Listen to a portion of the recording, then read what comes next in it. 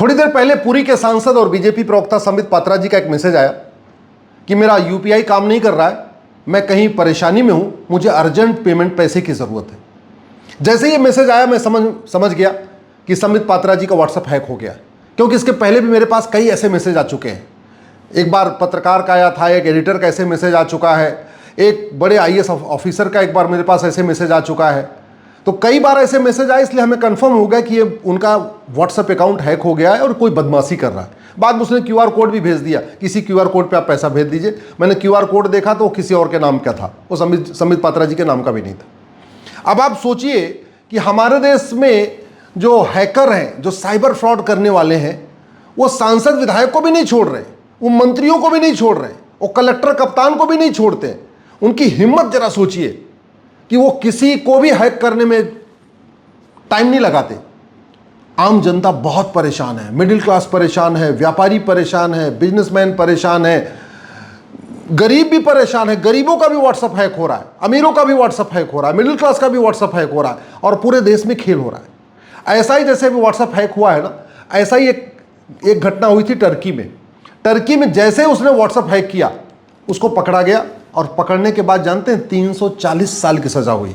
दोबारा टर्की में कभी साइबर फ्रॉड हुआ ही नहीं। और हमारे देश में प्रतिदिन हजारों लोगों का ऐसे ही खेल हो रहा है, हजारों लोगों का पैसा छीना जा रहा है, साइबर फ्रॉड हो जाता है, उनके साथ चीटिंग हो जाती है, उनका फ्रॉड हो जाता है, उनके साथ फोर्जरी कर दी जाती है।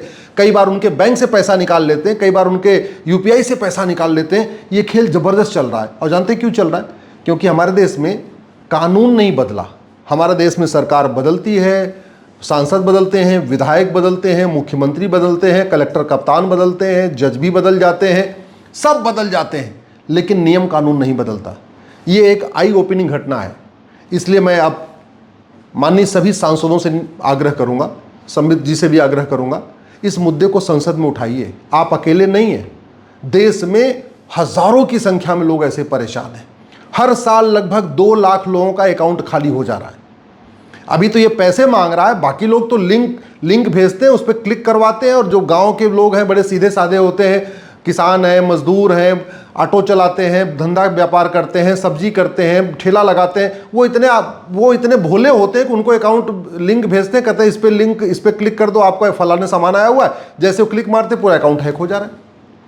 क्यों हो रहा है? क्योंकि हमारे कानून सड़े हुए हैं, और कानून एक तो घटिया भी है, दूसरा सजा तो होती ही नहीं है। हजारों हजार करोड़ का ये कारोबार चल रहा है। बिहार में गैंग पकड़ा गया, हरियाणा में गैंग पकड़ा गया, नूह मेवात में गैंग पकड़ा गया, जामताड़ा में गैंग पकड़ा गया, गया में गैंग पकड़ा गया, महाराष्ट्र में ये गैंग पकड़ा गया, भोपाल में ऐसे गैंग पकड़े गए। गैंग के गैंग पकड़े जा रहे हैं। पकड़ने के बाद क्या हो रहा है? उनका अकाउंट फ्रीज कर दिया, कुछ पैसे हैं तो वो जब्त कर लिया। अब मुकदमा चलेगा। मुकदमा कितने साल चलेगा? कम से कम 10 साल तक तो डिस्ट्रिक्ट कोर्ट में चलेगा। जमानत पे बाहर आ जाएंगे, मुकदमा चलता रहेगा। इधर मुकदमा चलता रहेगा, उसके बाद दोबारा ऑफिस साइबर 2-4 लोगों के अकाउंट हैक कर लेंगे, जो वकील को फीस देनी है दोबारा फिर से हैक कर लेंगे।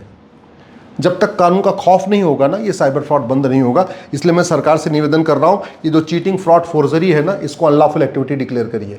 ये जो साइबर फ्रॉड हो रहा है, इसको आप नेशनल सिक्योरिटी के लिए थ्रेट डिक्लेयर करिए। ये जो साइबर फ्रॉड हो रहा है, इसको ऑर्गेनाइज क्राइम डिक्लेयर करिए। इस बीएनएस में एक नया चैप्टर जोड़िए, offence relating to cheating, fraud and forgery. और साइबर फ्रॉड को सीरियस क्राइम डिक्लेयर करिए कि वेल प्लान्ड क्राइम है, इकोनॉमिक क्राइम है, फाइनेंशियल क्राइम है। पूरी दुनिया में बदनामी हो रही है जिस तरीके से भारत में साइबर फ्रॉड चल रहा है, और इनके खिलाफ कोई गवाह इकट्ठा करना बहुत मुश्किल होता है, जल्दी लोग गवाह मिलते नहीं है। तो इसलिए बेटर ही होगा ये साक्ष्य अधिनियम को चेंज करिए, इसमें narco polygraph brain mapping mandatory करिए। 2-4 साइबर फ्रॉड करने वालों को पकड़िए, उनका narco polygraph brain mapping test कर लीजिए, टेस्ट करके उनसे पूछ लीजिए अब तक कितने लोगों का तुमने लूटा है, तुम्हारे गैंग में और कौन कौन है, तुमने और कितने लोगों को लूटा, सब बता देगा। ज़्यादा नहीं, 20-50 साइबर फ्रॉड करने वालों को, इस तरीके से हैक करने वालों को, उनकी सिटीजनशिप खत्म कर दीजिए, उनकी प्रॉपर्टी जब्त कर लीजिए, इनको 10-20 साल के लिए जेल में डाल दीजिए। मैं कह रहा हूँ साइबर फ्रॉड पूरा रुक जाएगा। लेकिन ये करने के लिए कानून बदलना पड़ेगा, क्योंकि जज तो कानून देखेगा। अभी हमारा वाला कानून वहाँ घटिया है, और वैसे भी भ्रष्टाचार बहुत बुरा हाल है, चाहे वो कैश में भ्रष्टाचार हो, चाहे ऑनलाइन भ्रष्टाचार हो। इस प्रिवेंशन ऑफ करप्शन एक्ट को बदलिए। ये जितने साइबर फ्रॉड करते हैं, ये बेनामी प्रॉपर्टी खूब बना लेते हैं, फार्म हाउस खरीद लेते हैं, पत्नी के नाम पे, इधर उधर के नाम पे, बहनोई के नाम पे, पिता के नाम पे। तो ये जो बेनामी प्रॉपर्टी एक्ट है ना, इसको चेंज करिए, इसको सीरियस क्राइम डिक्लेयर करिए। ये जो पैसा कमाते हैं बाद में कहीं इधर उधर भेज देते हैं, तो मनी लॉन्ड्रिंग एक्ट को चेंज करिए। ये पैसा जो कमा रहे हैं ना, ये ब्लैक मनी इकट्ठा कर रहे हैं, इसलिए कर रहे हैं क्योंकि हमारा ये कानून घटिया है, तो ब्लैक मनी के एक्ट को चेंज करिए।